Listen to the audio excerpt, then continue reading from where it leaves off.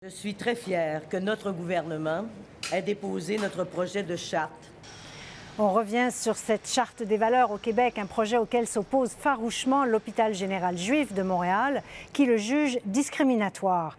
L'établissement affirme que le port de signes religieux par les employés ne nuit aucunement à la neutralité de l'hôpital et au bon déroulement de ses activités.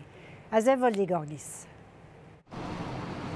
Jusque-là discret dans le débat sur la charte, l'hôpital général juif rompt son silence.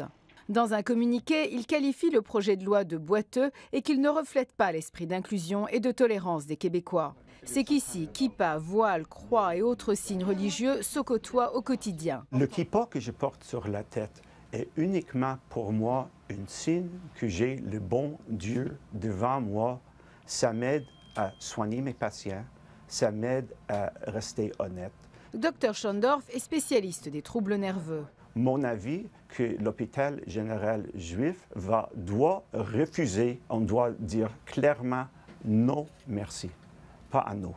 Pourtant, le ministre Bernard Drinville avait précisé que l'hôpital juif et d'autres hôpitaux pourraient avoir le droit de retrait renouvelable. L'hôpital juif pourrait effectivement appliquer pour obtenir une prolongation en vertu des critères qui sont prévus dans la loi. L'hôpital rejette la proposition. C'est en 1934 que l'hôpital général juif a été fondé pour accueillir les médecins résidents juifs qui étaient refusés dans les autres hôpitaux au Québec à cause de l'antisémitisme. Aujourd'hui, 80 ans plus tard, des médecins résidents proviennent de diverses universités. De plus en plus de femmes et certaines voilées. À 34 ans, Rouba Benini porte le voile depuis 10 ans. Si cette charte va être réalisée, et j'espère que non, c'est pas un choix pour moi. Il faut que je quitte Québec. On va arrêter les 3 premiers. Julie Benoît travaille à l'hôpital depuis plusieurs années. Moi, j'aime ça. C'est sûr, quand je suis arrivée ici à Côte-des-Neiges, au début, je disais, oh, wow, c'est quoi ça, tu sais.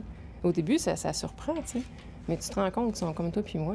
Pour empêcher le monde de mettre son voile ou d'avoir son kippa ou n'importe quoi, tu sais, ça s'immiscer dans la vie des gens de même, c'est pas bon. Puis je trouve que ça va faire une chasse aux sorcières. Cet hôpital demeure un microcosme de la société montréalaise. Les signes religieux ostentatoires sont la norme ici.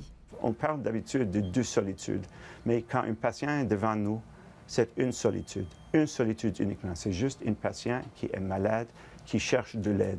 Et si le LED apparaît de n'importe quelle place, il va l'accepter avec une grande souris. L'hôpital général juif affirme qu'il ne pourra exercer ses fonctions si la législation qu'il qualifie d'offensante est adoptée. Azev Voldegorgis, Radio-Canada, Montréal.